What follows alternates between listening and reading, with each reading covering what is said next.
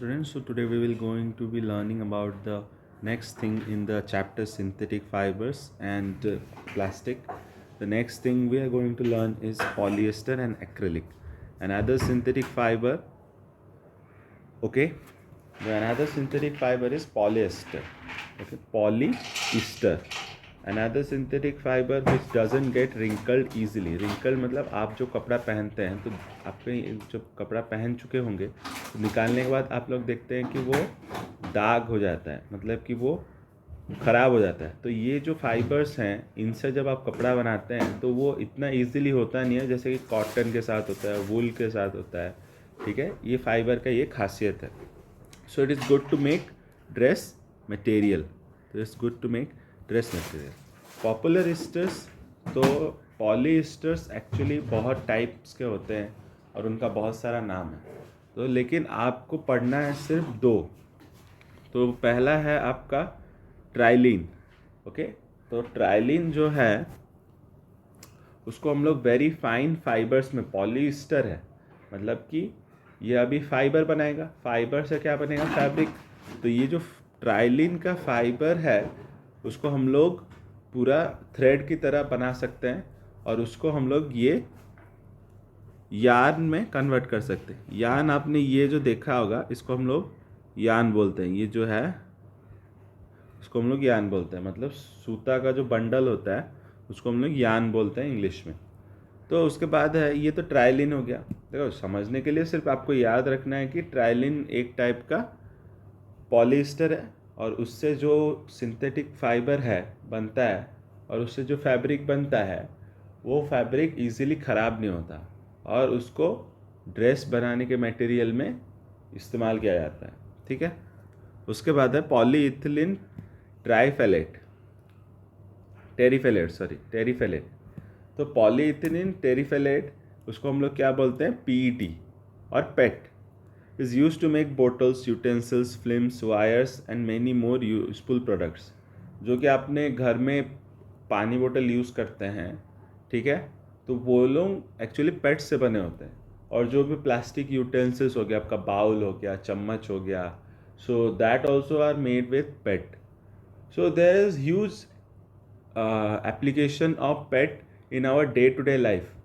Okay, so तब से मैं बोले जा रहा हूँ व्हाट इज़ मतलब पॉलीस्टर। तो आपके दिमाग में ये भी सवाल उठ रहा होगा कि सर पॉलीस्टर क्या है? What do we understand from the word polyester? So polyester is made up of two words, that is poly and ester. Okay, poly का मतलब आप जब भी पॉली सुनेंगे, ठीक है, पॉली का मतलब होता है मेनी। Okay, many.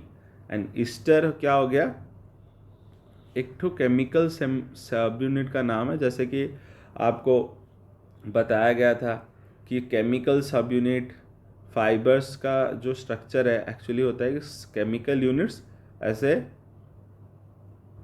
पूरा एक तो चेन जैसा बनाते हैं जो कि बनाता है पॉलीमर। पॉलीमर सारे मिल के क्या बनाते हैं? फाइबर्स।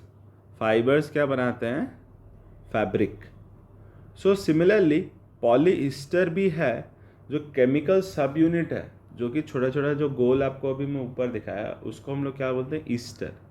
ठीक है, तो पॉलीस्टर, तो बहुत सारे ऐसे ईस्टर के सब यूनिट मिल के जो एक चेन का स्ट्रक्चर बनाते हैं उसको क्या बोलते हैं हम लोग?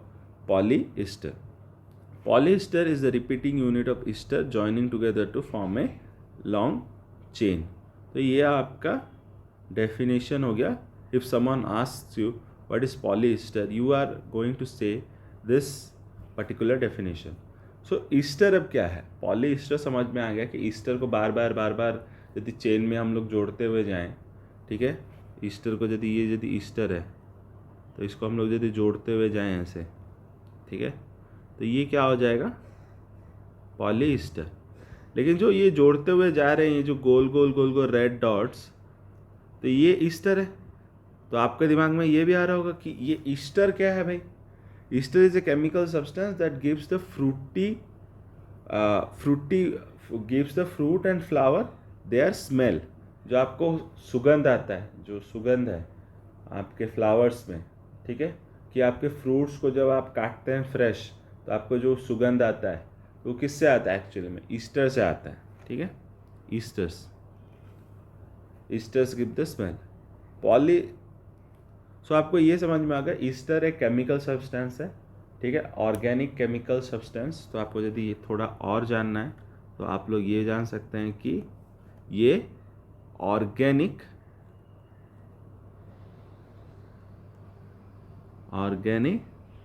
केमिकल सब्सटेंस है that gives flowers their smell. Polyester has different variants, ठीक है।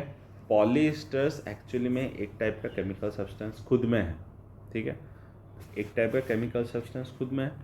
तो क्या होता है कि पॉलिएस्टर्स बहुत टाइप्स के होते हैं। जो ट्राइलिन है वो आपका एक नाम है, लेकिन टाइप्स ऑफ पॉलिएस्टर यदि हम लोग बोले, पॉलीकॉट, पॉलीवुल, ट्राइकॉट, ठीक है, टेरिकॉट, तो वो सब एक्चुअली वेरिएंट मतलब कि पॉलीएस्टर को दूसरे मतलब फाइबर्स के साथ मिलाकर एक नया फाइबर बनाया गया है। जैसे कि पॉलीएस्टर, देखो पॉलीएस्टर एक फाइबर है, उसके बाद कॉटन एक फाइबर है, पहले भी बता चुका हूँ, वो सिंथेटिक फाइबर है, कॉटन नेचुरल फाइबर है, कि दोनों को मिला के जब और एक फैब्रिक बनाते हैं तो हम लोग उसको क्या बोलते हैं, polycot. So it's a mix of polyester and cotton, okay, polyester and cotton. So next है पॉलीवुल। आपको नाम से अभी समझ आ जाएगा कि पॉलीवुल, कि पॉलीएस्टर और वुल का जो जो कम मिक्स होता है उस फैब्रिक को हम लोग क्या बोलते हैं, पॉलीवुल। टेरिकॉट, वो भी एक स्पेशल टाइप का क्या पॉलिएस्टर एंड कॉटन का कॉम्बिनेशन है, जिसको हम लोग टेरिकॉट बोलते हैं।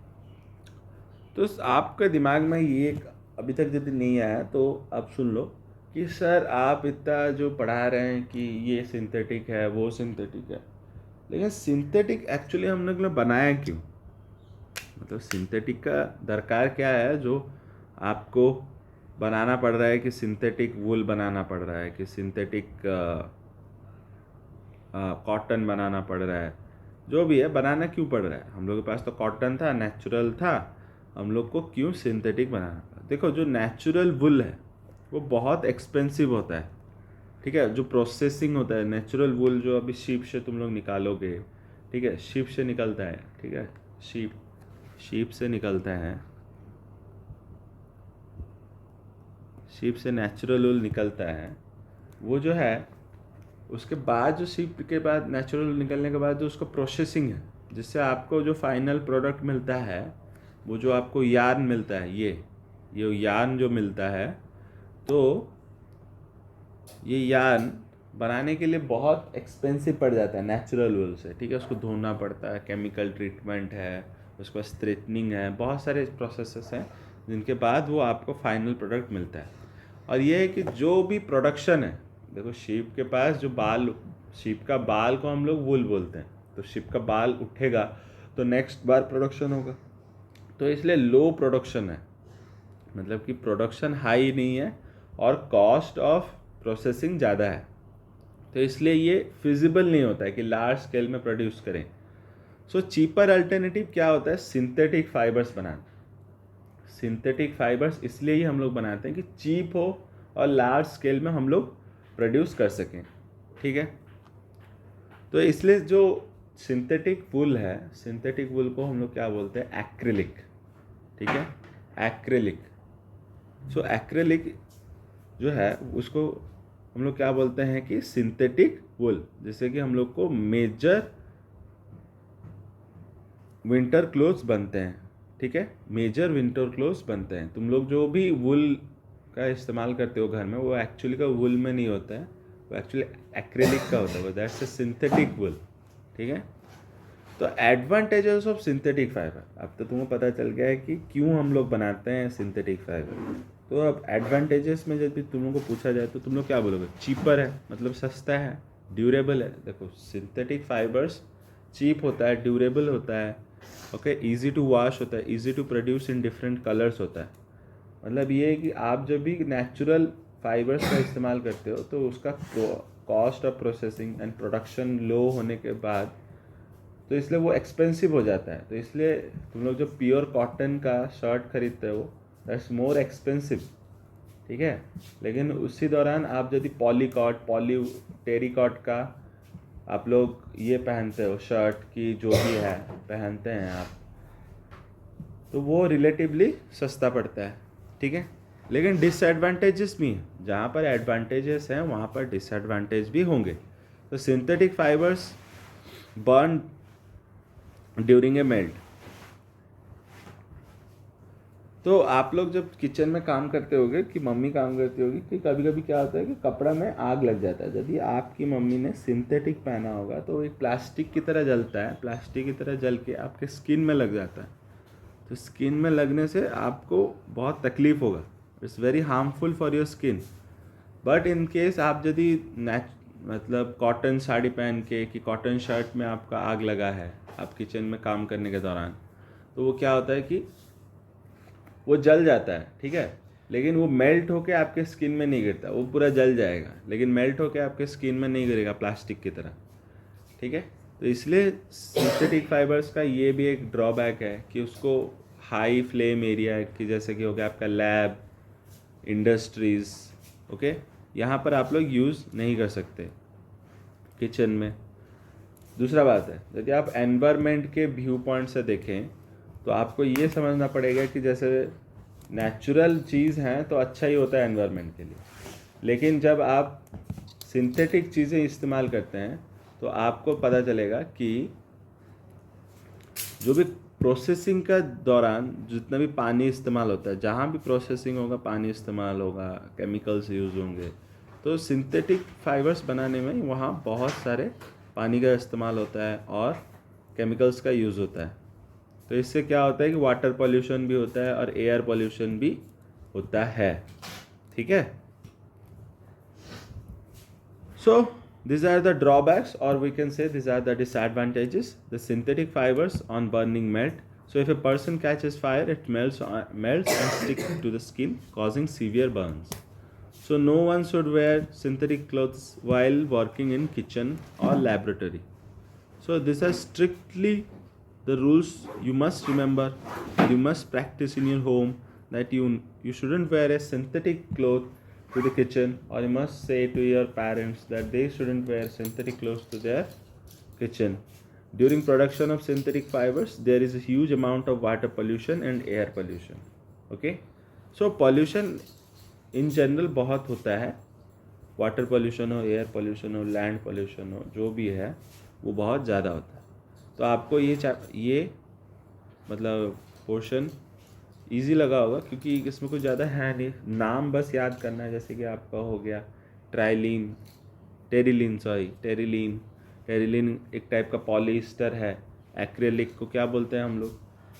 Synthetic wool.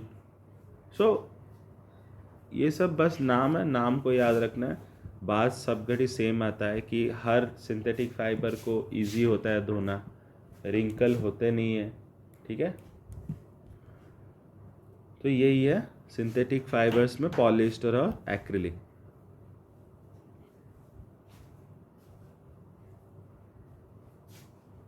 Thank you.